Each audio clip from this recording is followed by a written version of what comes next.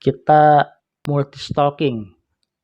Multistalking itu yaitu ketika kita membuka satu aplikasi, lalu kita keluar membuka aplikasi yang lain tanpa kita meng-close itu. Nah, itu juga bisa membuat HP kita menjadi lemot. Kenapa? Karena ketika kita membuka aplikasi, lalu kita keluar tanpa meng-close, itu secara tidak langsung aplikasi berjalan di belakang layar. Nah, itu yang bisa membuat HP kita menjadi lemot. Apalagi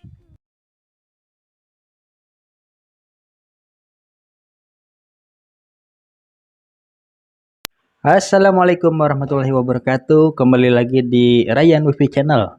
Kali ini saya akan membahas tentang keluhan-keluhan klien WiFi ya yang selama ini selalu mengeluh, Pak, kenapa sih internetnya lemot terus?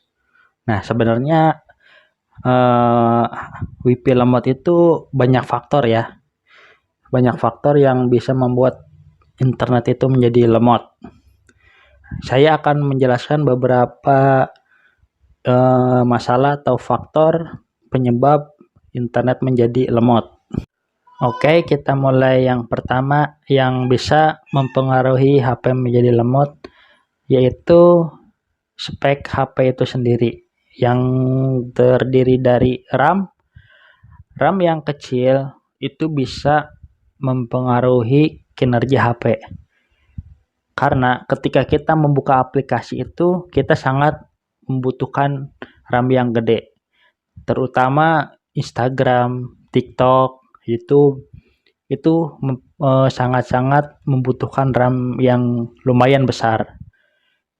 Nah, kalau kita RAM-nya kecil, lalu kita membuka berbagai aplikasi, itu sangat membebani kinerja RAM itu sendiri dan HP menjadi lemot.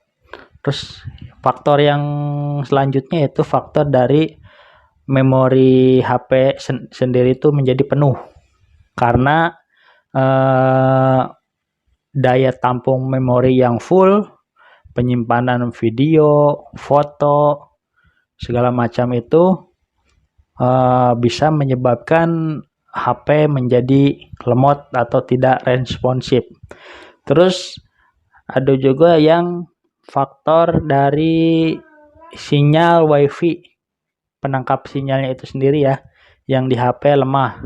Nah, ini juga bisa mempengaruhi HP menjadi lemot. Lalu kita multistalking. Multistalking itu yaitu ketika kita membuka satu aplikasi, lalu kita keluar membuka aplikasi yang lain tanpa kita meng-close itu. Nah, itu juga bisa membuat HP kita menjadi lemot. Kenapa?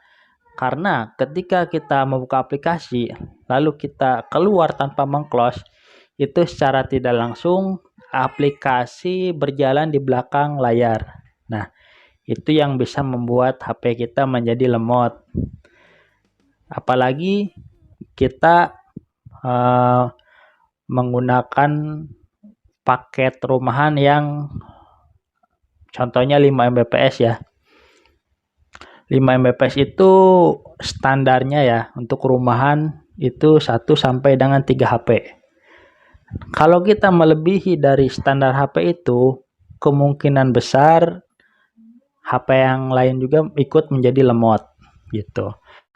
Oke, untuk yang selanjutnya itu faktor dari router ya atau modem. Nah, ini contohnya modem.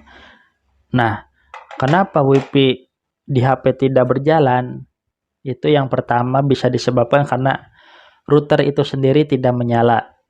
Seringkali saya di lapangan menemukan router tidak menyala disebabkan karena colokan adaptor itu kendor ya. Sehingga suplai listrik yang ke routernya menjadi mati. Itu yang pertama. Lalu yang kedua itu karena kabelan yang tidak tersambung.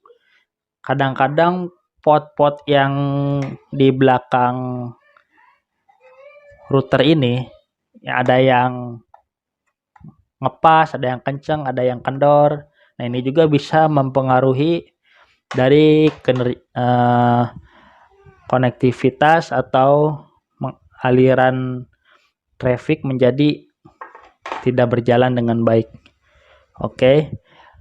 Terus yang ketiga itu indikator kabel fiber optik yang ada di konverter atau HTB ini tidak menyala ya.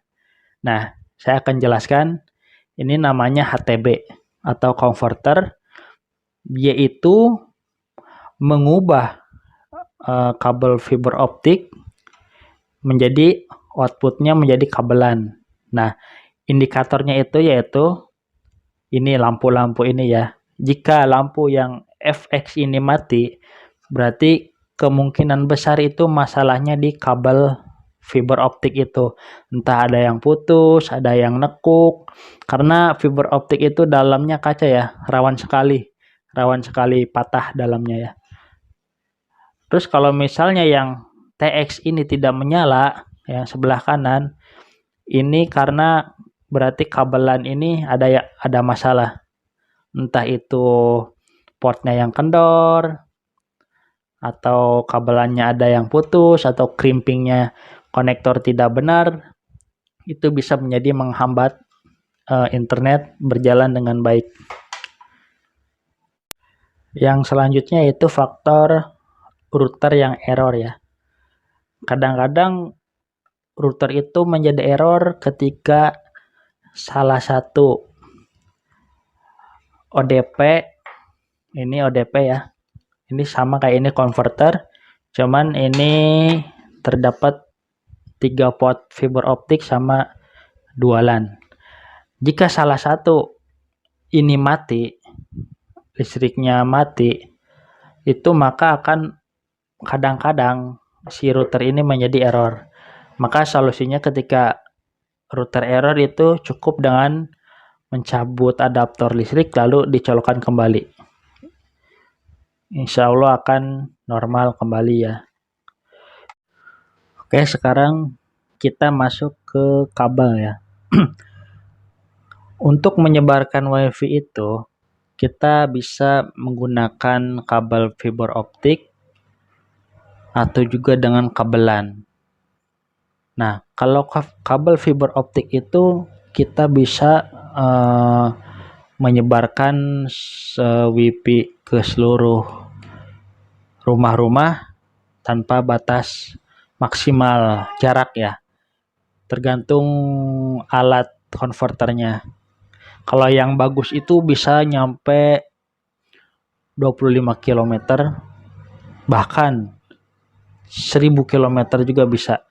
Nah, kalau kabelan ini kita setelah uji coba itu maksimal di kisaran 40 meter. 40 meter itu dia masih bisa jalan. Oke. Nah, kita memasukkan internet ke rumah-rumah itu bisa menggunakan kabel fiber optik atau juga kabel LAN. Nah, untuk memparalelkan semua rumah-rumah itu kita membutuhkan konverter HTB yang kita masukkan ke dalam box, yaitu untuk menyebarluaskan atau memparalel kabel ya. Nah, seperti ini. Ini adalah HTB 3FO 2 LAN.